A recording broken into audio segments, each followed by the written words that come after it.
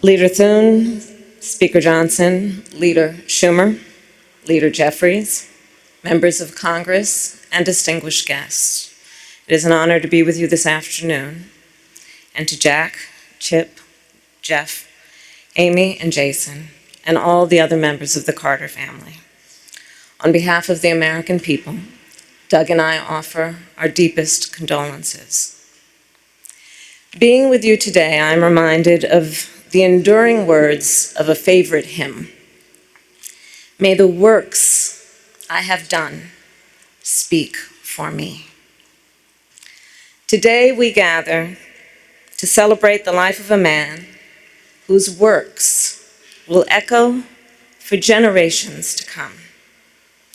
A man from Plains, Georgia, who grew up without electricity or running water and served as the 39th President of the United States of America and lived every day of his long life in service to the people. President James Earl Carter, Jr. So I was in middle school when Jimmy Carter was elected president, and I vividly recall how my mother admired him, how much she admired his strength of character, his honesty, his integrity, his work ethic and determination, his intelligence, and his generosity of spirit. We have heard much today and in recent days about President Carter's impact in the 4 decades after he left the White House. Rightly so. Jimmy Carter established a new model for what it means to be a former president and leaves an extraordinary post-presidential legacy. From founding the Carter Center, which has helped advance global human rights and alleviate human suffering, to his public health work in Latin America and Africa, to his tireless advocacy for peace and democracy around the globe. And Jimmy Carter was a president of the United States who was ahead of his time. He was the first president of the United States to have a comprehensive energy policy, including providing some of the first federal support for clean energy. He also passed over a dozen major pieces of legislation regarding environmental protection, and more than doubled the size of America's national parks, including protecting our beloved redwoods in my home state of California. He was a president who, between the years of 1977 and 1981, appointed more Black Americans to the federal bench than all of his predecessors combined, and appointed 5 times as many women.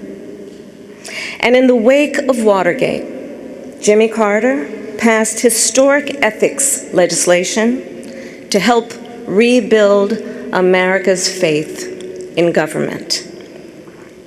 Jimmy Carter, as president, was also a respected global leader. To be sure, the years of his presidency were not without international crises or challenges, but his legacy of global leadership is well established.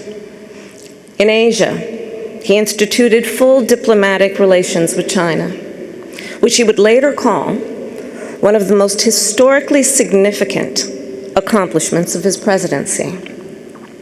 And his legacy lives on in the Middle East because, do recall, in the decades before Jimmy Carter became president, Israel and Egypt had been at war numerous times. Few thought peace could be achieved between them. Yet Jimmy Carter did that.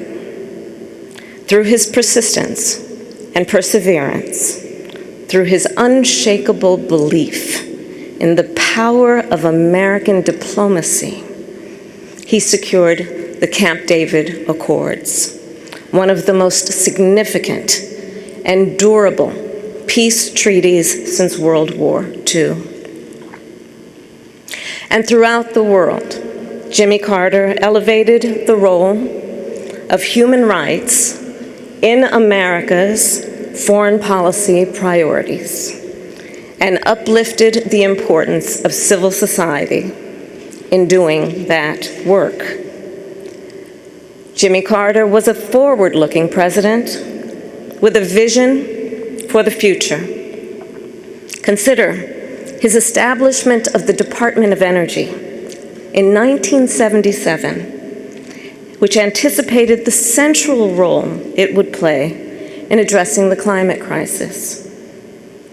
His creation of FEMA in 1979, which enabled our nation to mobilize a national response to disasters, which has helped countless communities rebuild and recover.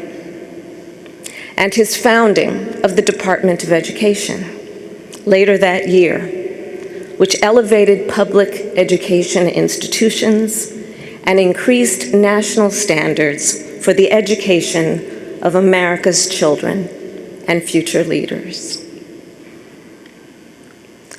Jimmy Carter was that all too rare example of a gifted man who also walks with humility, modesty, and grace. Recall the stories from the 1976 campaign about how he slept in the homes of his supporters to share a meal with them at their table and to listen to what was on their minds. How on their first trip for Habitat for Humanity, Jimmy and Rosalind rode the bus with the other volunteers. And when the group stopped for the night to stay at a local church, Jimmy and Rosalind gave their private room to a young couple who had put off their honeymoon to join the trip. And with the other volunteers, they then slept on the floor of the church basement. And then, of course, his work to eradicate the vicious guinea worm disease that once disabled millions of people a year. It was one of the Carter Center's greatest triumphs. And Jimmy Carter, of course, given his nature, attributed its success not to his own leadership, but to the thousands of everyday Africans who were on the ground doing the work. Throughout his life and career, Jimmy Carter retained a fundamental decency and humility. James Earl Carter Jr. loved our country. He lived his faith, he served the people, and he left the world better than he found it. And in the end, Jimmy Carter's work and those works speak for him, louder than any tribute we can offer. May his life be a lesson for the ages and a beacon for the future. May God bless President Jimmy Carter, and may God bless the United States of America.